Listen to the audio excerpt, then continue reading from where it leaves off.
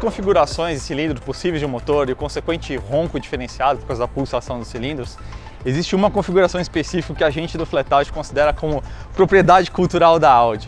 5 cilindros em linha, ordem de ignição 2, 4, 5, 3, turbo, tração nas 4 rodas. Senhores, isso aqui é o Audi RS3 Sedan, mais um aí para ser o descendente do legado da Audi 4, da família S2. Acabou de chegar no Brasil e a gente vai acelerar ele agora no Autódromo de Interlagos. Esse aqui é um carro que demorou bastante para chegar. Primeiro porque ele demorou quase uns 10 meses para chegar aqui no Brasil em relação ao lançamento lá da Europa. Mas se você tem boa memória, você vai lembrar que em junho de 2014, nas 24 horas de Le Mans, foi apresentado um conceito chamado A3 Club Sport 4, que nada mais era do que um teaser do RS3 Sedan. Curiosamente, naquela época, nem o RS3 dessa geração aqui, com a plataforma MQB, que é 100 kg mais leve, mais ou menos, que a geração anterior, nem o hatch tinha sido lançado ainda. E aquele carro já tinha sido apresentado como um teaser. Se vocês lembrarem, a gente joga umas imagens aí na tela para você ver. Era um carro que já tinha um trabalho de wide body, já tinha os 5 cilindros em linha, só que da geração anterior, né, com um bloco ainda de ferro, mas 525 cavalos, o que aliás é até um indício aí de mais ou menos até onde dá para brincar aqui com esse powertrain, né?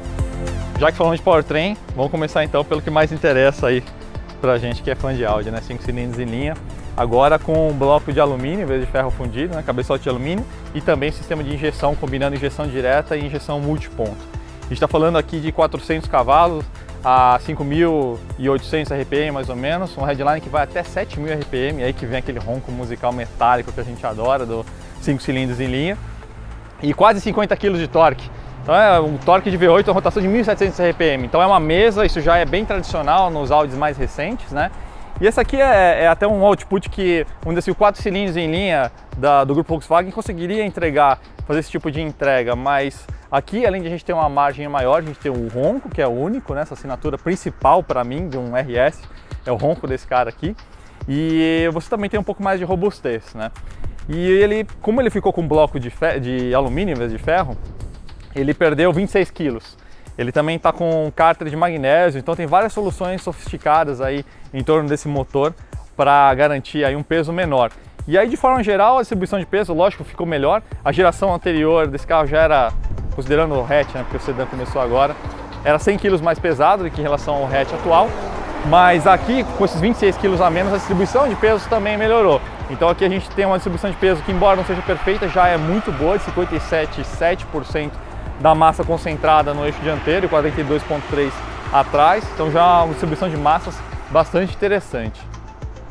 E aliás tem a questão da tração nas 4 rodas também, né? Um detalhe importante que é bom a gente falar, esse carro aqui, embora a Audi não tenha usando a nomenclatura, ele usa assim um sistema Audex, tá? Ou seja, nas condições de asfalto seco, em questão de pilotagem em condições normais de uso esportivo, a gente vai ter no máximo 50% do torque sendo enviado para as rodas traseiras. Existe um pouco de confusão a respeito disso, porque em algumas situações muito específicas, por exemplo, situação de fricção zero nos pneus dianteiros, por exemplo, se o carro estiver suspenso, ou só essas rodas aqui estiverem no gelo, por exemplo, aí só as rodas de trás empurram.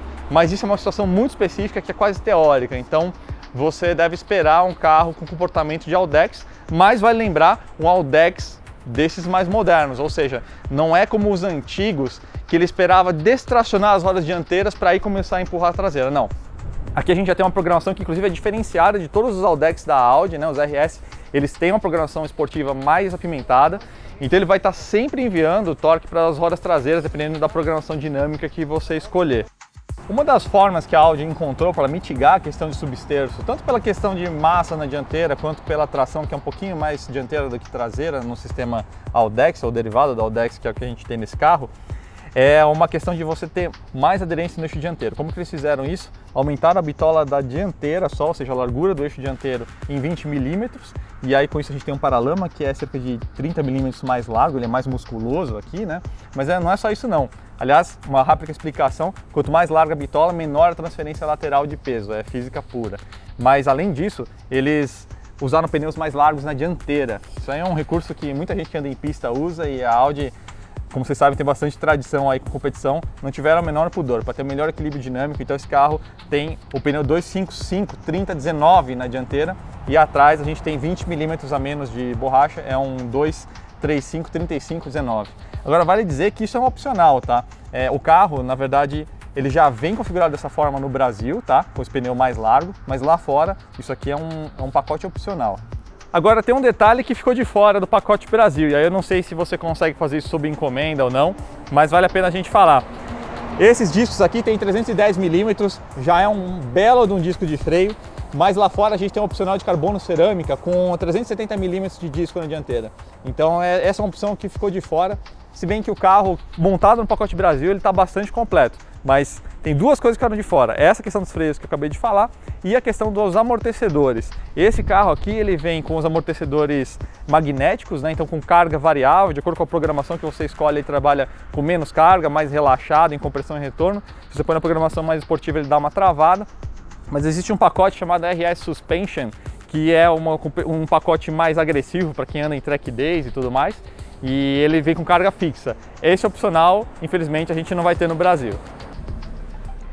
Todo carro alemão é conhecido por duas coisas: excelente ergonomia de direção e de pilotagem, seja para a cidade, seja para o autódromo, e uma relativa simplicidade nos acabamentos por uma solução mais minimalista. Simples, mas não simplista. Uma barra horizontal que é característica aqui da toda a família A3, né? É lógico que a gente tem alguns luxos aqui, como o acabamento de fibra de carbono, Alcântara aqui no grip, né, do volante agora tem base chata. Esse material também está presente aqui, ó, na manopla de câmbio. Mas de forma geral é um interior bastante simples, é lógico, com luxos, por exemplo, dos bancos também, com esse acabamento diferenciado, mas é uma sensação assim bastante ao business, direto aos negócios. Uma coisa que é legal é o cluster, né, que ele é todo em TFT, já é bastante uma solução muito usada aí na Audi.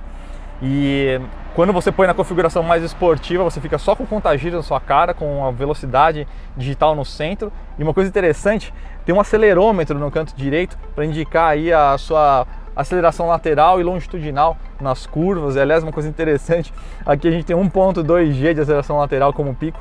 É lógico que em uma aceleração constante, numa curva você não vai chegar nesse valor, mas talvez numa zebra ou usando um pneu slick, você vai chegar nesse valor com certeza.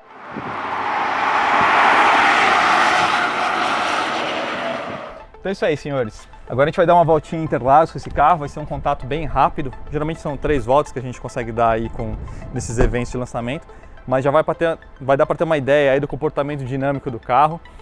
E eu estou bastante ansioso para experimentar esse carro. Como eu falei para vocês, 5 cilindros em linha é a assinatura cultural de toda a família Audi. Esse carro aqui é um corpo pequeno com motor valente, esse tipo de combinação a gente no Fletal adora, então suspeito que eu estou falando do meu carro favorito da linha RS da Audi nesse momento. Mas depois de andar eu vou dar algumas palavrinhas para vocês. Vamos pegar um onboard agora aí.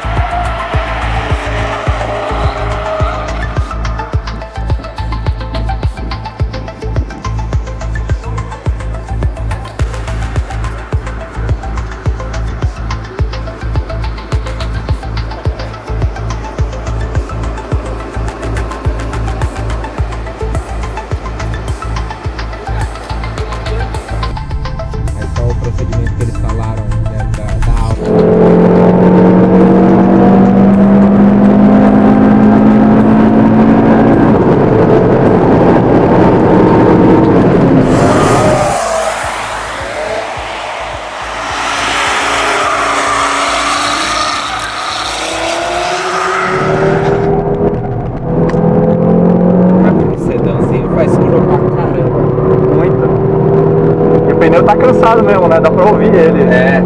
Já num som não tão legal, né? É.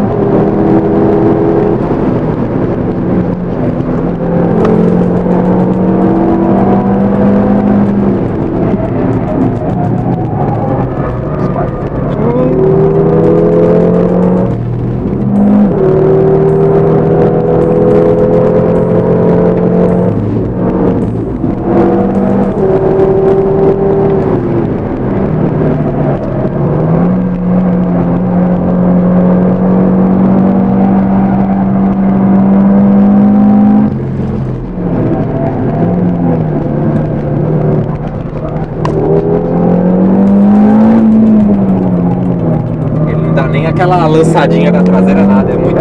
Mesmo com o controle desligado, ele não lança a traseira aqui.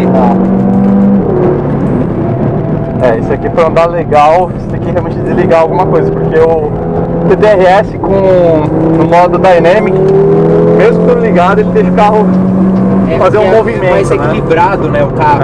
Esse aqui, acho que por conta do peso, a eletrônica é a mesma, mas como o carro é mais pesado, ele transfere muito mais, e aí o controle entende que você tá se perdendo, e aí ele atua com muito mais facilidade.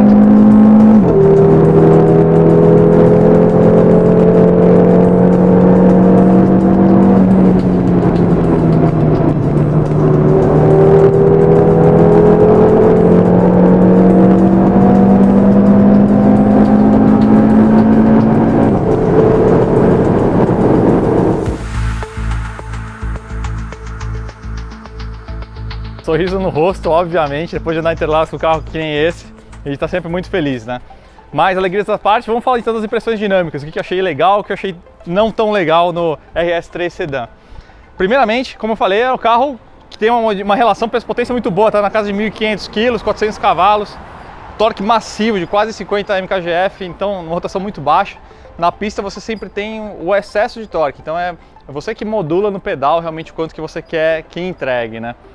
A comunicabilidade de direção é ok, assim, você consegue sentir o limite de aderência, os P0 aqui são bastante comunicativos também, ajuda isso no sistema de direção eletromecânico, então fiquei feliz com o feedback de direção. Ergonomia de direção excelente, uma pequena ressalva contudo para os bancos, e é uma coisa que eu não esperava no RS, os bancos você se mexe um pouco mais do que você gostaria num carro para essa proposta, com essa capacidade de aceleração lateral. Então, putz, seria muito legal se fosse de Alcântara, a seção central, ou se a gente tivesse realmente apoios laterais mais pronunciados, né? Então, acho que a proposta aqui, em termos de interior, foi uma coisa mais de uso, né? Então, numa aplicação de pista, você vai precisar encontrar o seu apoio ali nas curvas para você ficar encaixadinho e não se movimentar muito. E o couro, nesse caso, é algo que não ajuda muito, né? Que mais? Como eu falei, o torque de saída de curva é excelente. E aí tem a questão que acho que é importante falar, né? A questão do Audex e como que isso está trabalhando na pista. Realmente não lembra em nada os sistemas mais antigos. Ele realmente está trabalhando nas quatro rodas, é lógico, com um pouquinho mais, né, de presença no eixo dianteiro do que no traseiro. Mas de forma geral você sente um carro que é dianteiro, mas que tem a sua neutralidade. Então é um carro que realmente está trabalhando com o eixo traseiro. A grande questão aí é o mapeamento do controle de estabilidade. Eu andei há pouco no TTRS, é um carro que provavelmente a gente deve pegar emprestado com a Audi para fazer uma avaliação em pista, mas eu tenho um onboard aqui também que a gente vai poder usar. E em relação ao TTRS, esse carro tem uma capacidade muito semelhante, dinâmica, mas o mapeamento do controle de estabilidade desse carro é bem mais conservador. Então mesmo no modo Dynamic, você sente o carro amarrando um pouquinho mais, não permitindo que o carro trabalhe, que gire no próprio eixo sobre carga plena, né? Então é um carro que ele vai te amarrar a porcentagem, ele vai fechar a borboleta, não vai deixar realmente ter um fluxo máximo de aceleração. Então ele vai te segurar um pouquinho. Aqui, infelizmente, não foi permitido para a gente desligar, ou pelo menos no primeiro estágio, o controle de estabilidade. Então a chuva está presente, graças a Deus ela chegou depois do test drive, mas ele está presente, mas ele poderia estar um pouquinho menos presente como no TTRS. Mas dá para entender então, com tudo isso, que a proposta do RS3 é um carro realmente de um uso mais misto, né, do que o próprio TTRS, apesar do potencial do carro. Então eu digo para você o seguinte, esse carro, se você quiser fazer um upgrade de pneus, trocar, por exemplo, colocar um troféu R nele, um remap, que a Audi não me escute, mas enfim, jogar aí a potência para uns 500 cavalos, você tem um monstro. Você vai realmente precisar de upgrade de freios. Eu fiz 2 voltas em sequência, 2 voltas quentes. No fim da segunda volta, na verdade no S do Senna, eu já estava sentindo o pedal um pouquinho diferente, então isso talvez exija um pouco da sua atenção. Mas só reforçando aquilo que eu falei no começo do vídeo, realmente é meu RS favorito dos que eu dirigi até hoje, é o que oferece o melhor mix de experiência entre experiência sonora, pegada de direção, um carro compacto, dinâmico. Então, putz, recomendadíssimo nessa faixa de preço. Eu acho que o CLA 45 AMG vai ter uma vida bem dura. Beleza, pessoal? Obrigado aí e até a próxima!